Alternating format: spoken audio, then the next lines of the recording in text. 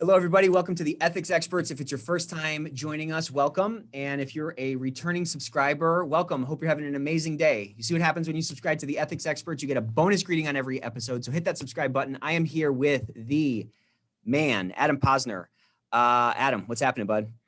Nick, what is happening, my dude?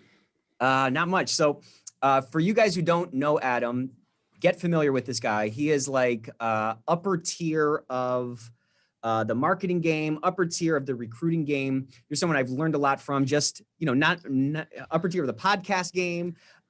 You're just somebody who has a great presence on LinkedIn, who I've just learned so much from over the last year. And I wanted to get you on. See how I gas you up, dude. I just pour it out. Okay. A lot to live up to here. Yeah. Please live up to all this that I'm hyping.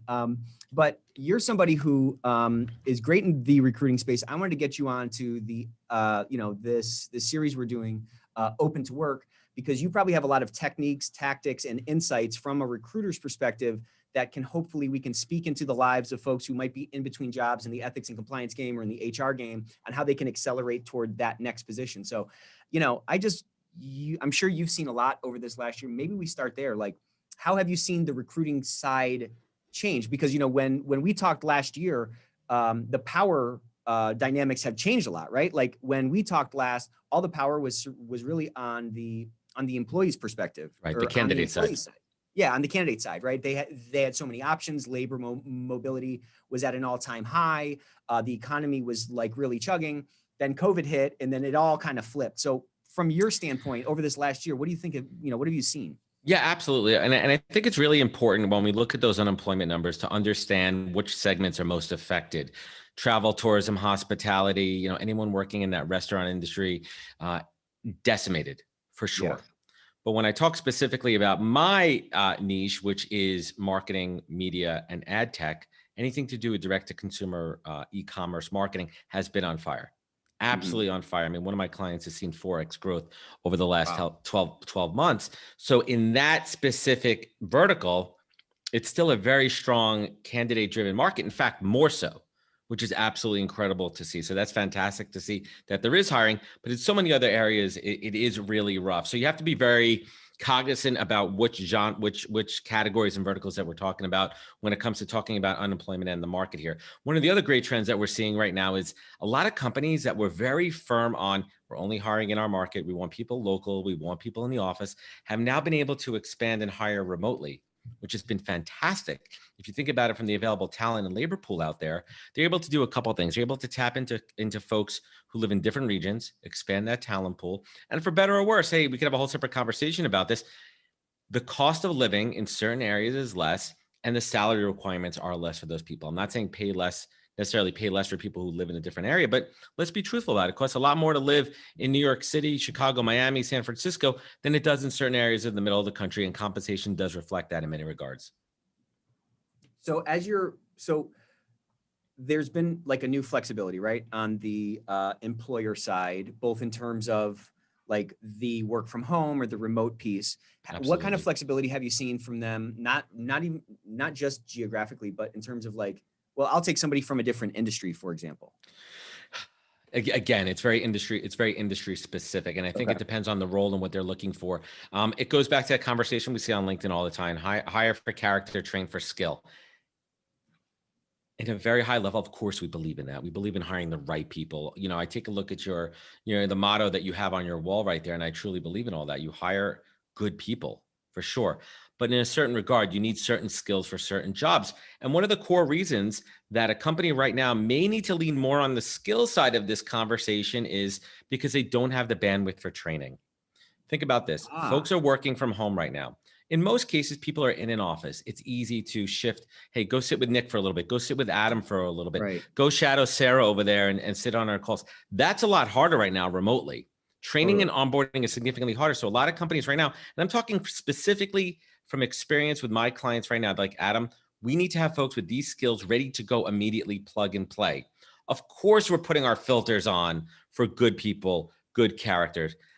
That's a door open. I mean, that's like just a cost of entry, right? Yeah, that's exactly. Just, barrier. Exactly. Of course, I'm not hiring jerks off the street. Come on. but there's certain skills you need for certain jobs. And I think that conversation also kind of leans for entry level. I think at entry level jobs, there's more bandwidth and wiggle room there to hire somebody who may not have those exact skills that you need. So very careful that we put it into context when having that conversation. So I'm talking to, or I'm helping somebody right now who had some personal challenges, and they're super smart. So again, some of the stuff we're talking about is a little bit tangential, but I think the principles are, I think they apply kind of across the board. So this person, super smart, had some personal challenges, wants to kind of do a career change from like the straight legal field into the compliance field. Okay, so this person doesn't have any like direct compliance experience. Obviously, so much of it like is related and complementary. There's a lot of transferable skills. Exactly. So for somebody like that, what do you talk to them about, just like from a tactical standpoint, from a storytelling standpoint, or even from a mindset standpoint, to increase their odds of like landing where they want to go? Yeah, this is an interesting one too, and I think I hate to go in this direction, but it also starts making sure that we level set on compensation goals. Let's just say, in the legal field, they're making $100,000 a year, hypothetically, and this role is at 65, 70,000. Let's align to make sure right now that this is a pivot that you are open to and can afford to do.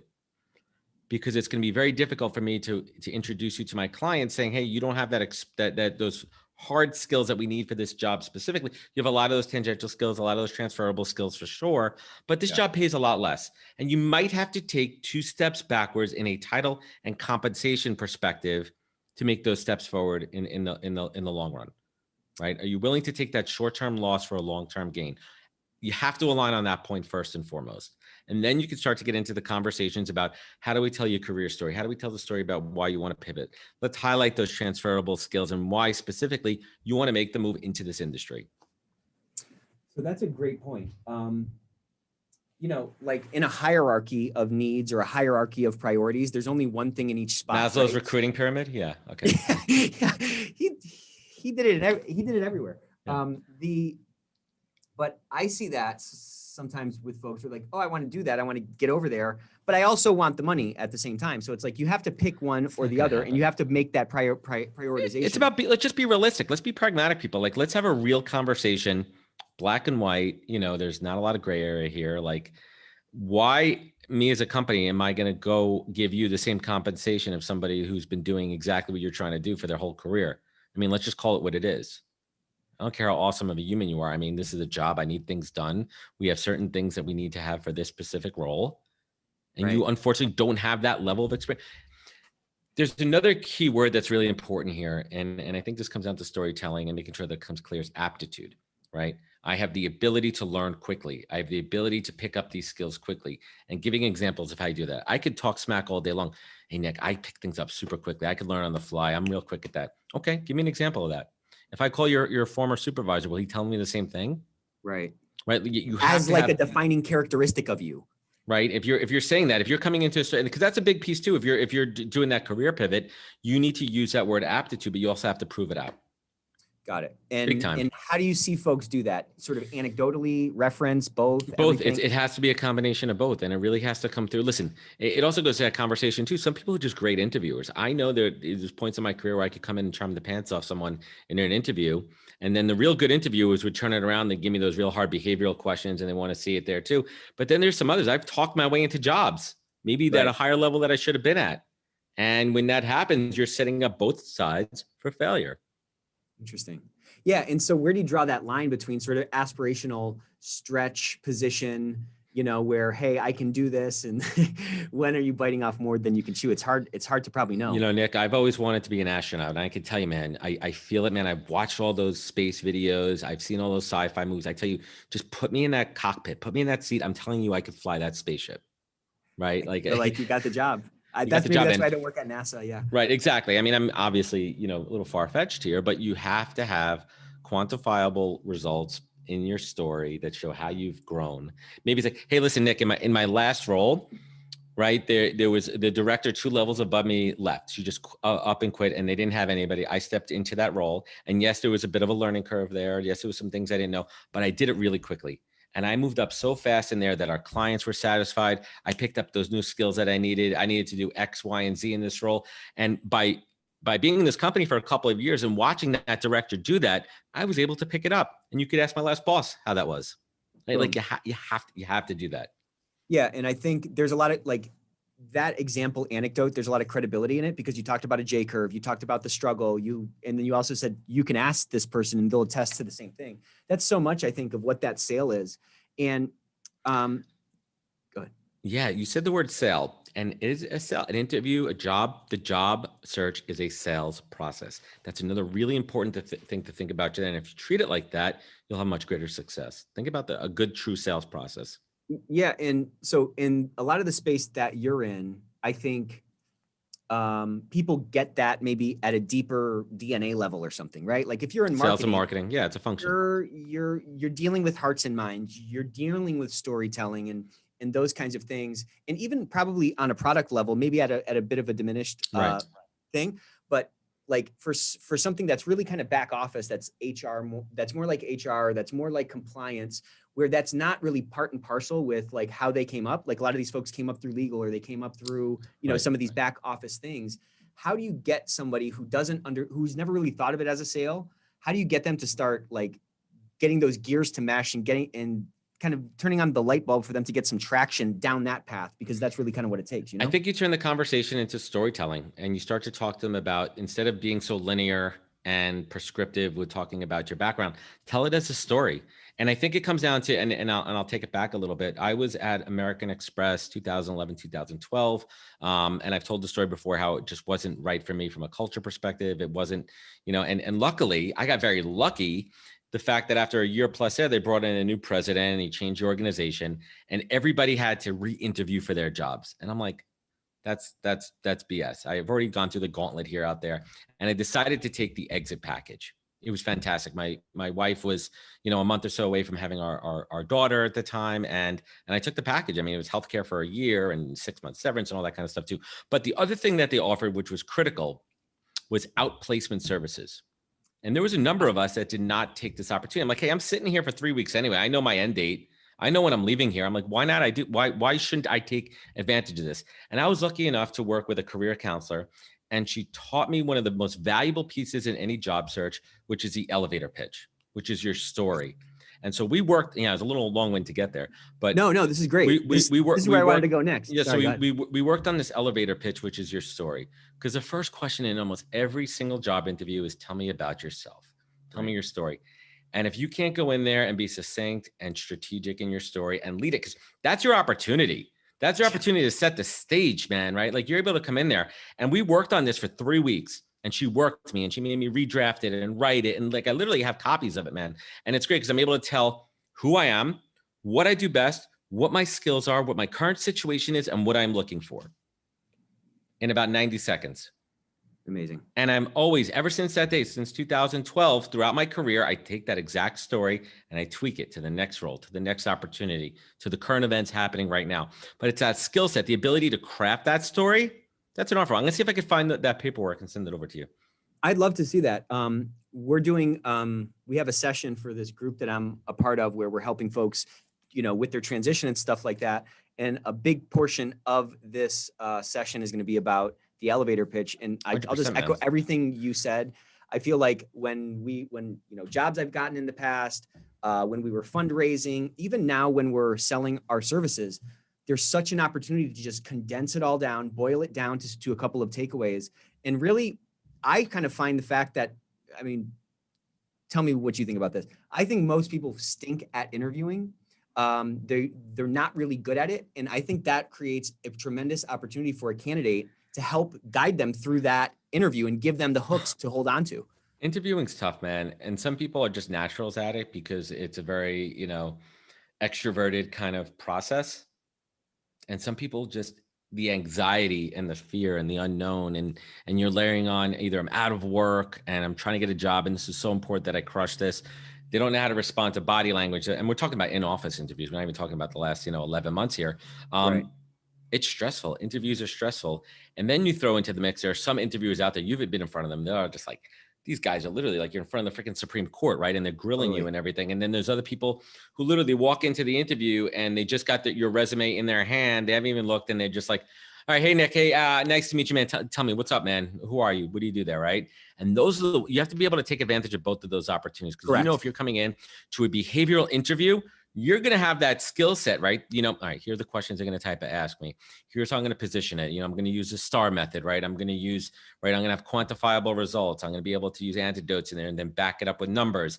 And on the flip side, when I come in and I have that freaking softball coming at me, when this interviewer is not prepared, I'm going to take advantage and I am going to lead the narrative in that interview, because the ultimate goal of any interview is to get to the next level of that interview process. Remember that. How do I get from this round to the next round?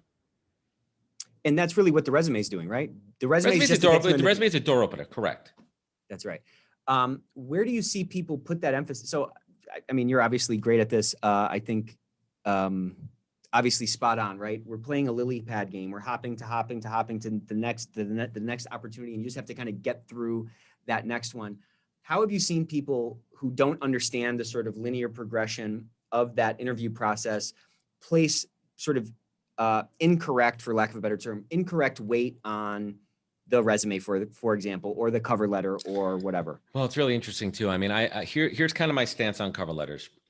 If you're applying for a job that you're spot on for, and we're talking, you're checking 75, 80% of the boxes, it's in your industry, it's the next level up, you're in that same competitive set, don't even bother with a cover letter. I've seen cover letters hurt people, and it's careless mistakes. So I kind of call it like a 3-strike rule.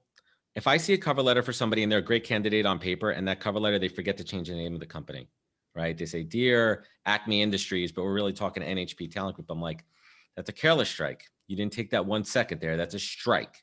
It's not an out. It's a strike. Okay. And I'm going to remember that.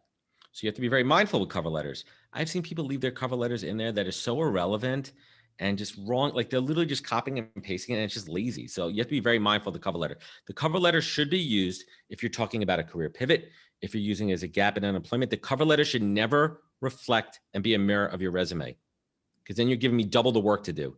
Why are you telling me everything in your cover letter? I'm just going to look in your resume in 2 seconds. So be very mindful about the copy. I don't want to get too much into a cover letter exercise here, because I'm not a tremendous fan of cover letters, right? But use it to explain a situation. Hey, I took the last year off to raise my kid. I took the last 6 months off for a sick relative. My husband and I decided to take a year off and travel the world. I'm like, that's awesome, man. Now we have something to talk about in the interview, because I think that's interesting. Right. But use a cover letter if you need to explain something. Don't use it to mirror your resume. It's a waste of everyone's time. And what you're kind of talking about is a little bit of empathy for the person. I mean, again, this is just salesmanship, right? Like, I need to be, if you're going to be interviewing me, I need to be concerned about kind of your experience, so to speak, right? I don't want to, you just said that just doubles my work. Like, if I'm not thinking about that, if I'm just thinking about myself and I'm just like, I just got to do a scatter shot here, I'm going to send him a tome and I'm going to send him this and I'm going to send him that. Like, it ends up kind of working against you. And then you think about the length too. I mean, I've seen, like, I literally, because I look at a lot of resumes every single day that come through applications. Some of them are just eye charts, man. I mean, when I'm talking about the resume, I'm talking about a cover letter. If I literally see a dissertation there, like, it's the Odyssey in front of me, like, I don't want to read it, right? I'm just like, the paragraphs aren't broken up. I'm like, that's not thoughtful about the end user. And the same thing applies to the resume too. I mean, some people try to cram, they hear the rule like, oh, don't, resume shouldn't be, more than 2 pages. And the only way it should be more than 2 pages if you're a PhD and you're listing, all your publications and all your work and all your experiments and everything. I'm like, yeah, I've seen that. And I've also seen people like reduce their resume down to a 6-point font. And I have to sit there with the monocle, with the jeweler's loop trying to like freaking read this thing. Right. And I'm like, no. Like, when it comes down to the resume, it really comes down to the story you're telling, being relevant, calling out those relevant. And I tell people, customize your resume. Don't lie about it. We'll suss that out real quick from a skills perspective. Don't lie on it. But if you have a skill that they're really looking for in that job description, in the job advert, pump it up. Move it to that first bullet point, because that's the first thing I'm going to see, right? If I'm looking for, lead compliance, and I say lead compliance at your competitor. Excellent. Great. Let's get on the phone quickly. You just saved me time. I see it. You work for this company. You did what I'm looking for. You're what I need. Let's talk and work through the rest of it. That's a great point. Put the effort in. Yeah, put the effort in. And I mean, again, just, I think this corollary to a sales pitch is so apt, right? You're not, like, when you're pitching your services to a potential client, like, yeah, you may have a similar structure of, hey, I'm going to cover these kinds of things and I'm going to show that I have these capabilities and these technologies and stuff Right. like that. But it's not like you put a tape recorder up to the mic and you just sort of sit back and it's just like, you know what I'm saying? You're not just pressing play, you're responding to what they're looking for. I mean, this naturally happens in a conversation. And I think It if people does. could take that same care for their resume, they probably would be a little bit more successful. They would too. And for me, like I know when I was on the job hunt and I was going from agency side, and let me just backtrack for a second. Before I got into recruiting, I worked 15 years in advertising and marketing. So I've worked brand side. I've worked at companies we call brand side. I've worked at American Express. I've worked at Sirius XM satellite radio. And then I've worked agency side, working at an ad agency. So when I was going from one job to the next, I actually had two different versions of my resume. If I was applying to another ad agency, I pumped up a lot of those agency skills, the client management, the communication, all those kind of keyword pieces there. But if I was applying to a brand, I would flip it around, manage the client relationship with these brand managers. Like those are really important points there too. So they could really understand, like, all right, Adam worked on the agency side. His relationships on the brand side were with senior brand leaders, and that's the type of role he's applying to. And these are highly relatable skills. He has that insight. He knows what they're looking for, and he could bring that to the table. I mean, it's just kind of making it easy Common for them. sense. Yeah, Also, it is kind of common people sense. lazy though, Nick. What's that? I think people are lazy, like straight up. I think that I think it's a combination of not being mindful about it and why conversations like this are important to bring it to the forefront. And then I think, in the advent of the easy apply button, and I blame Staples for this, right? Didn't they start that easy button? They Like did, I blame yeah. LinkedIn, right? With the easy apply button, where it's turned into a spray and pray. And I think that's, I could go off on a tangent here about how that's flooded the applicant process. I mean, I can't even tell you, man, like we'll put up a role with one of my clients, project manager. Now, project manager is a super generic job title.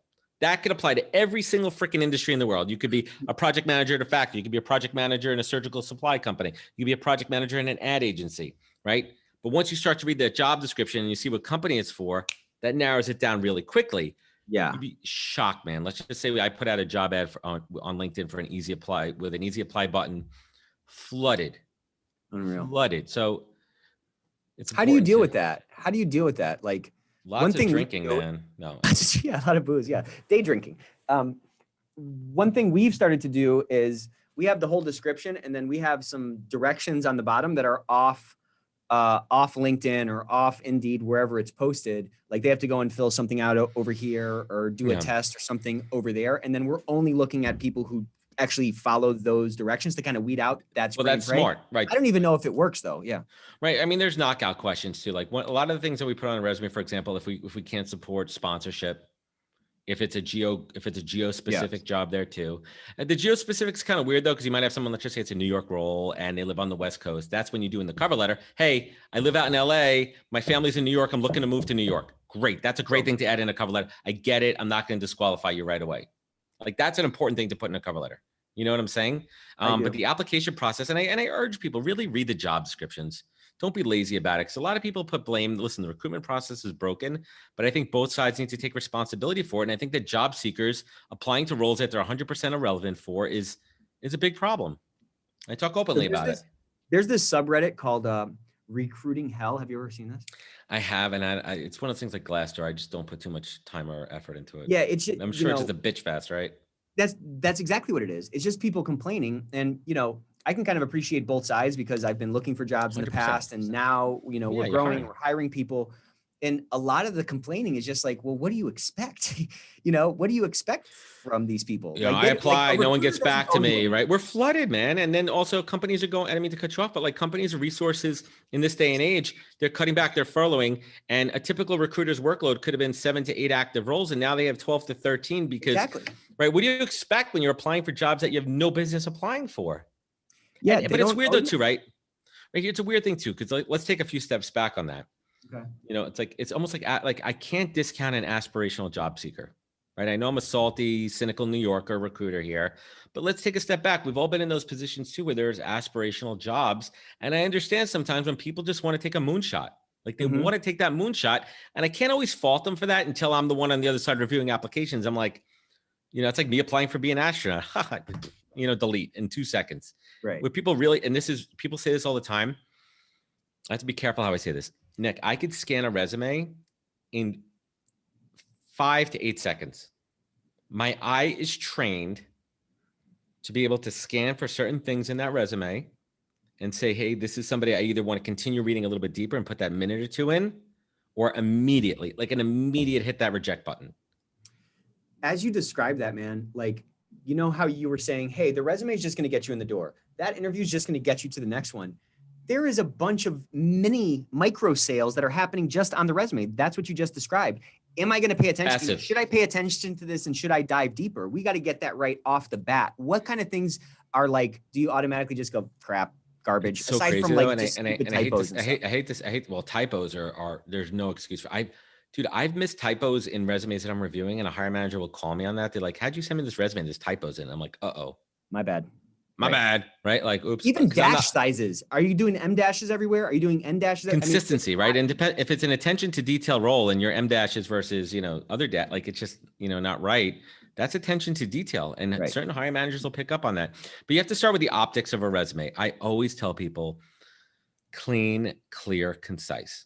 Is it something treated as almost an ad? Is it something aesthetically that I want to look at? I don't need you to wow me with floral designs and graphs. I don't want to see your picture in it because we could have a whole separate conversation about bias there too. Because I'd love to hear about that. That's great. Right? Like, there's a big debate about that. Yeah. Don't ever put your photograph in there. If I want to look you up on LinkedIn, I will. But you could do yourself a lot of harm there too. Right? Because you have no idea what the person on the other end is going to. We all have biases. I don't care who you are. I'm not just saying this in a racist way, whatever. We all have subconscious biases. We're human. Right. We're brought up in different ways. We all have things subtle or not so subtle. But if you're a job seeker, you want to take that out of the equation as quickly as possible. I mean, we're even talking biases of a foreign sounding name, right? I mean, some companies completely autonomize a resume and they'll take out names and they'll just have a job number, a candidate number. I've seen a lot of companies do that successfully, right? They blind it out. They blind it out. Yeah, they do. And the software too that you could layer on top of your ATS that does that too. There are companies out there that does that to remove a lot of that subconscious bias, but you have to do everything in your power to make your resume clean, clear, and concise. Now, if you're a graphic designer, if you're in product marketing or management, right, and there might be a little bit of like kind of that graphic edge to it, a tad, a touch, a little bit of flair here and there, but readability is key. Clean, clear, concise. I mean, I've seen people where they have, they literally turn the resume into 3 columns. On the left side, they're listing all their job skills. On the right, they're using some kind of dotted graph, and they're leaving only like a little bit of room for their actual role. And that's like, it's just not thoughtful. I don't know who's giving this advice, but I always err on the side of clean, clear, and relevant. I mean, I made a post about it the other day. Like, just be straight up with it. Like, it's about the what's in there. Yeah, what's in there. How have you seen people like successfully? Well, first of all, is this even important? That thing, the golden circle, right? Like what you do, how you do it, and why you do it. I think we resonate closely on our whys.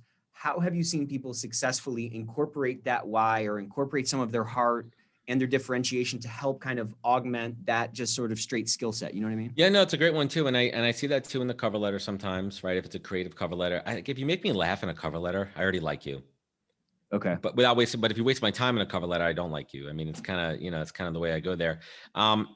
It's always interesting how folks use the real estate at the top. Some use an objective, some use the word summary. What are you putting there? Right. But I like it when someone tells me what they're looking for. Like, I'm currently a director in this field looking to make the next step up to this level. Great. It helps frame it for you. It helps frame it. Just help me frame it up there. But if you're wasting that space there, just be cognizant of what you're putting in the end user. It goes back to what you said before, Nick. Be mindful of the reader, and the reader being the internal recruiter. Yeah. And you were kind of talking about kind of the thoughtfulness. And as I'm picturing, one of these resumes I looked at recently that looked like freaking, you kind of described it, 6-point font, freaking everything. It's an eye chart. It's just an eye chart, right? Like you're the eye doctor and you have to like cover one eye, right? Like, what does that say on row 18? You're like, right? You're like, I'm not even going to read this. But then also it kind of speaks to sort of a lack of thoughtfulness. Like, part of being a good writer, for example, is knowing what not to write about. And part of being a good filmmaker is knowing what you can cut out, right? It's the blank spaces, my friend. It's the white spaces that make a huge difference. Exactly. Right. Those pauses. It's the pause. Yeah. Perfect. So it just ends up, when people want to have this sort of completeness and say, well, I just got to have it all on there and, just so that they all know it. I think it does 2 things. It, first of all, shows like maybe a lack of thoughtfulness. on the one hand, you don't know what matters. And then on the other hand, there's also no like mystery left. There's no cachet left, or there's no like there's no mystique left. Like at some level, you want to have something to talk about in the conversation. And that's why, I think sometimes when you put something, like you said in the cover letter, we just traveled, or I love skiing, or whatever, it gives you something to talk about and to humanize. But where do you see people go wrong with that? Being too open. Oh, I mean, I rarely see that. It's either you're not being mindful and editing out for the previous company that you just applied to, that you're putting something irrelevant, that you're putting something that I could read in your resume, if you're just mirroring that resume, or maybe oversharing. got it. I have 32 cats at home. Yeah, you're like, ooh, your house smells Crazy like cat lady, right? Yeah, we don't need that. You're gonna come and smell like cat all day. Yeah, I'm allergic, right? Exactly. Just be mindful, right? Like there's a delicate balance, especially in this world of oversharing. Totally. And everyone preaching to be more open, be more, to an extent, right? There's Yeah, some things you should, keep quiet about. So let me ask you this. So when I'm getting super tactical here. So Yeah, go for it. rubber meets the road here. Like do you like a resume that's more like, I had this position and these are my skills, and I had this position, I had these are my skills? Or, I mean, I've seen some other ones that are like, hey, these are the things that I'm good at, and these are the things my experiences, and it's sort of more of a block of sort of experience, and then sort of just a list of experience of like jobs. You know what I'm saying? All right, so it's interesting too. I on a personal note, I like when someone kind of takes that story approach, and I've seen it even visually with a timeline, which I don't really love. And I could kind of see from a linear perspective there too, versus kind of the vertical. Well, Okay. the horizontal versus the vertical. Yeah. It's an interesting one. I think when I'm in the zone and I'm reviewing resumes and I know what I'm looking for, my eyes kind of train to just keep scanning through them and seeing a progression and seeing it in a way that my eyes kind of trained for it. So when I see something that stands out, and yes, if you're relevant and now you're causing me to stand out for a second, it's going to cause me to disrupt my viewing pattern. If you think a little bit like that, but it has to be relevant. If it's not, if it's garbage, I'm going to get pissed, right? Yeah. But it's interesting that the storytelling resume, and I don't know, I could go either way on that. It just kind of depends on the role, the day, and the candidate, and what that resume looks like. Yeah. And if you're telling me the cat in the hat story, if you're telling me if you're using a haiku or a limerick or something, I'm like, this person's crazy. You're being overly creative for the sake of it. And this is a compliance role. This isn't a creative writer at an ad agency. Right. Something else to think about. That's a great point. Yeah. You got to kind of go for the job you want. And then what's interesting about compliance is that it's kind of like this circulatory system for an organization. So, compliance and HR exists in manufacturing companies and in, technology companies and so forth. Right. How have you seen people in these types of roles that kind of exist irrespective of like industry type? Right. Like a controller, right? Like a controller could come and sit in a different company, right? Kind of that back of house. Yeah. How do you see them sort of, how important is it to sort of cater to the stereotypes of the industry, or is it not important at all? Well, I mean, it's really job specific there too, because if I'm a controller coming from a manufacturing company coming over to an ad agency, there's different nuances to that role. Okay. And those are the parts that you have to call out. But you could also call out the similarities. Like, listen, in manufacturing, we have vendors, and in ad agency, you have vendors. So it's a similar transaction. So I understand the transaction part of it too. So you have to make it relatable. So I want to circle back real quick to the elevator pitch, because I think it is literally perhaps the most powerful sort of concentrated tool to frame out a conversation, to frame out who you are. You can incorporate your why into that and so forth. When you were going through that what is it called? Out services or whatever? Outplacement services. Like, you had a bunch of iterations with that coach on building that, that pitch. And I'm sure your final product, which is obviously a work in process, probably differs. It's a live doc. It's a live document. Yeah. It's a live document. Great. Yeah. So to speak. Put. How did you what light bulbs went on in that process where you're like, okay, I get what this is supposed to be? Because it was very simple. How does a written word translate when you're standing in front of a mirror or reading it to somebody else? And that's a hard skill for people, because I write, just because of the way I'm wired, I write the way I speak, and some people do it the opposite. So it kind of came naturally for me when I was putting my thoughts on paper, how I'd be saying it to somebody else. I'm a Got born it. and raised New Yorker, spent 15 years working in marketing and advertising.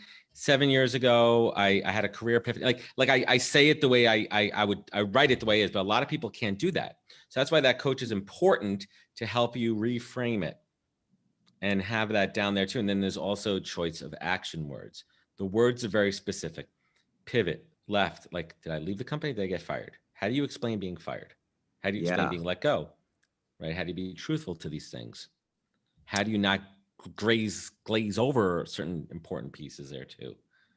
How It's a lot of touch. it is a lot of touch. And again, we're talking about human nature and we're talking about influence and persuasion. And that's really what it It's takes for someone. sales. It's sales, It's man. We were just sales. talking about this. I'm pitching. It's a sales pitch. I'm coming in. I'm trying to sell myself to you, man. Yeah. And to be successful in that is inherently you need an others focus. You know what I'm saying? Like I have to be talking to you about what I think you're going to care about, not necessarily what I care about or Right. what my mom cares about. You know what I'm saying? Right. Like I know, and that's the other piece too that I was taught. You have to be able to adapt that elevator pitch to be specific for that listener, that job, that company. What's those key words for them? Like if I know this company is super high on like philanthropy or something, that's something I want to kind of weave in there, right? I want to drop a buzzword in there. You kind of want to make those kind of flags, but be truthful, right? Like I'm not going to talk Right. about being philanthropic when I haven't contributed a dime to anyone in my life, right? Like you need to be truthful about it.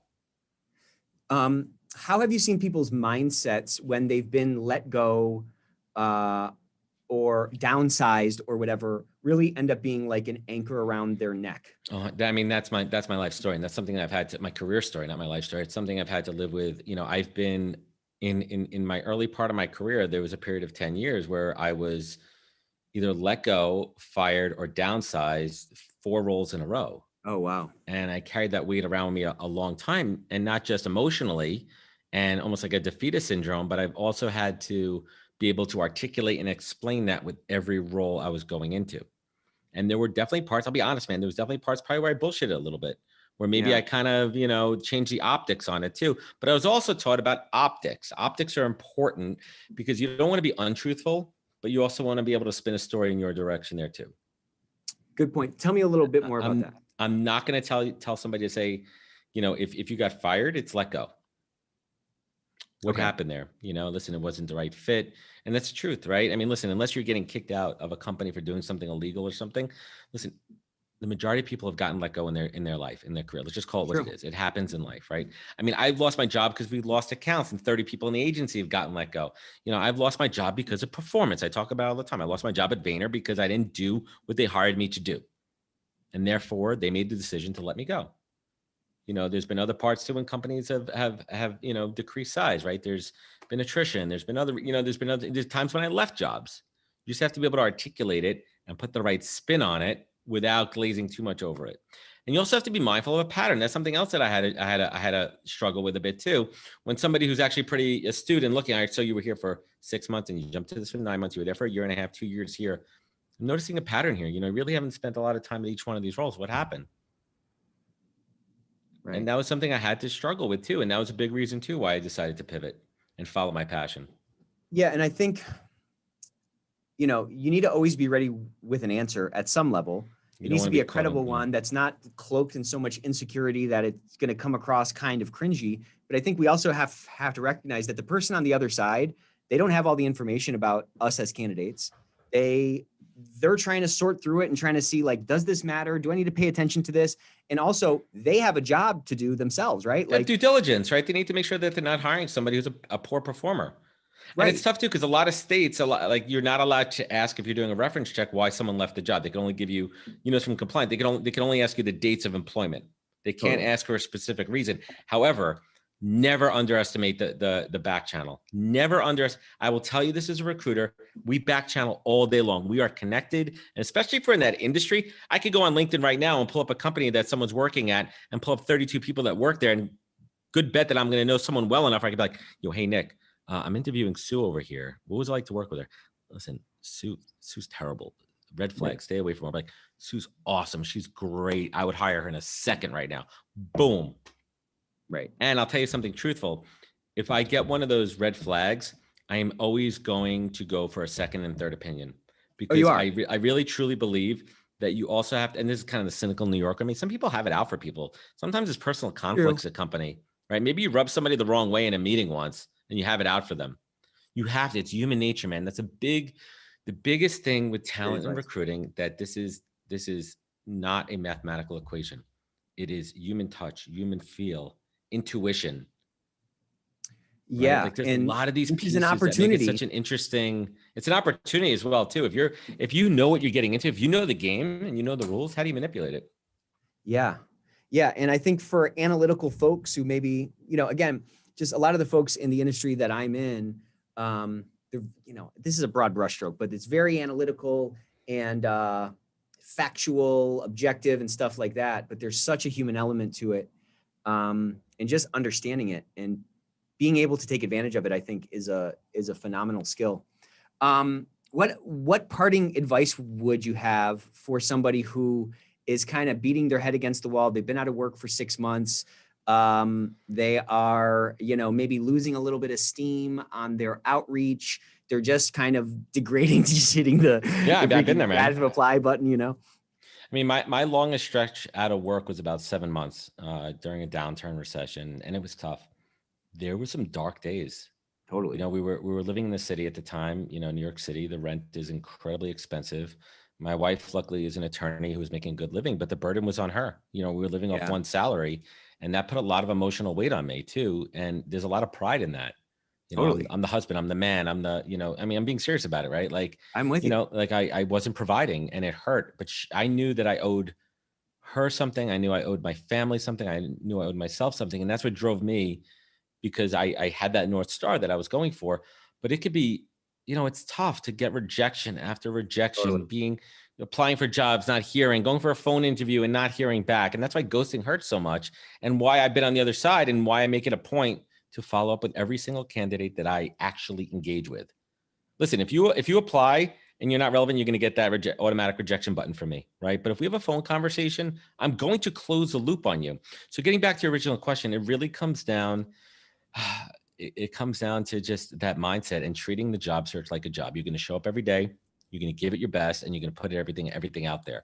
What's also important, though, when you're in this job search, is that you do take that mental time for yourself, right? You have an opportunity in between jobs. I mean, let's just call it 80% of that free time I'm going to be job searching, but 20% of the time, maybe I'll do something that I couldn't normally do when I was working. Maybe I'll spend more time at the gym. Maybe I'll pick up that hobby. Maybe I'll go, read more. Maybe I'll do something with that, because that'll kind of help you focus and be a little bit of a reward, that little bit of a carrot at the end of the stick. So you have to trick your mind sometimes. Some of these like kind of mind tricks, they work, man. I know one of the things that I did, at the time I was living in the city too, I would do a lot of walks in Central Park. I really enjoyed going out there with my camera and getting back to photography, something that I love to do.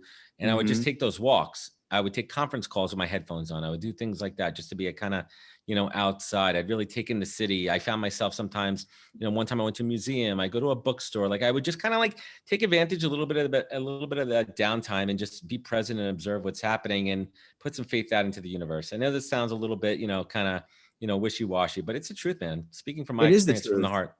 And, I think to that point, like if you're not balanced, if you're so myopic on it and you're just soaking in the rejection and the negativity, and you wake up and you're in front of the computer and you go to sleep and, the laptop is still open and you don't get any of that balance, You're just that staring at your desperation, phone, refreshing. Did I get that email yet? I mean, that desperation reeks, and the desperation comes through a Zoom meeting, by the way. You know what I'm saying? Oh, it does. It does. And it's interesting. I kind of, I balance it out too with candidates. I don't always I take most first screens over the phone too, because I want to give someone a little bit of that like wiggle room to not have to be intimidated. And then, but I let them know, hey, the next call with the hiring manager is going to be a video call, right? And I think it takes a lot of that, out of there. The other piece too is being organized. And I talk about this all the time. It kind of tapped into a little bit of my OCD, my non-diagnosed OCD. I had a spreadsheet. I was making sure I was following up. I know every role, where I'm at in the process here, just being mindful. And that kind of put me into a rhythm of, having that to-do list every day. So in the morning, I'm going to do my follow-ups. Or in the morning, I'm going to spend an hour on Indeed and LinkedIn. I'm going to network. I'm going to look at open jobs. I'm going to cross-reference.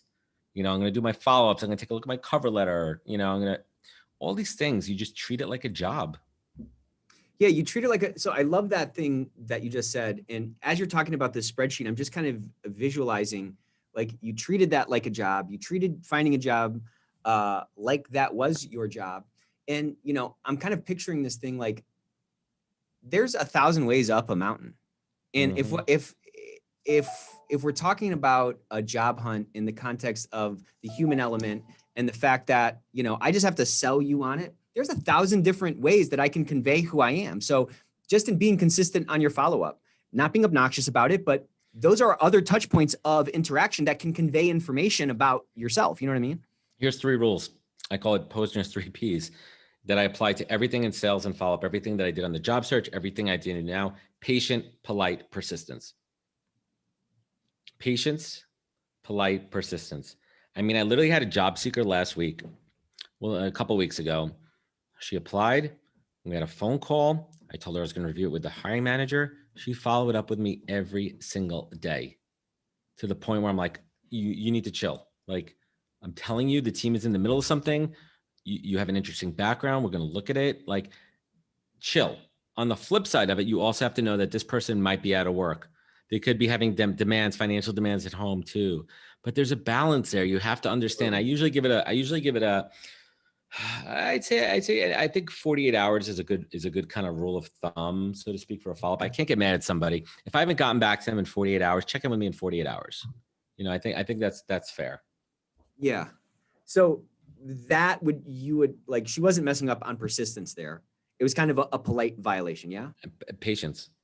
Oh, it was a patience violation. Okay. Right. She was very polite about it. Every one of her emails were polite. It was just the frequency of them. And then it kind of got to me too. I'm like, all right, chill, chill, chill out. Yeah. And I think it's just human to fill in any gaps of a story that you don't know. Like, it's just kind of natural to fill it in with negatives. So it's like, what are you, a psychopath? Like, stop emailing me. I told you yesterday, I'll get back to you at the end of the week or whatever. You can convey negative stuff as well. And I think one of the things that I do as a recruiter too, knowing that, I'm always managing expectations, and I'm very clear. Like, if it's a Monday, I'll say, hey, listen, I'm going to be straight up with you. We're not going to know anything till later this week. Right. Like, and then I mean, I'm very good at following up and everything there too. Yeah. Well, listen, man, this was way better than I was hoping. So I love the takeaways. Under promise, over deliver. See, look at you. You just do it on every front, don't you? Yes. But yeah, everyone, how can people find you? How can people watching this who might want to utilize you and your services, which I would highly recommend? How can they get at you? Yeah, absolutely.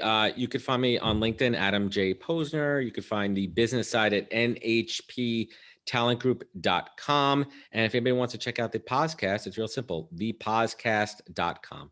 Yeah. And please, I mean, subscribe to that, dude. You have had so many phenomenal guests. If the ethics experts could somehow one day ascend to the status of the podcast, I will pat myself on the back and be a success. Stop it, man. You're awesome, and you have a great show here. And it's something to actually talk about too. It's niche. I love these niche podcasts. They're great. You and I are not going to be the next Joe Rogan, but we're speaking to a specific audience with actionable value add content. And as long as we know that, as long as we're not going for the zillions of downloads and followers, that's fine, because we're adding value along the way. That's all I just want to help, man. I just want to help. So appreciate you, man. This is a lot of fun, bro. Have a good day. You too.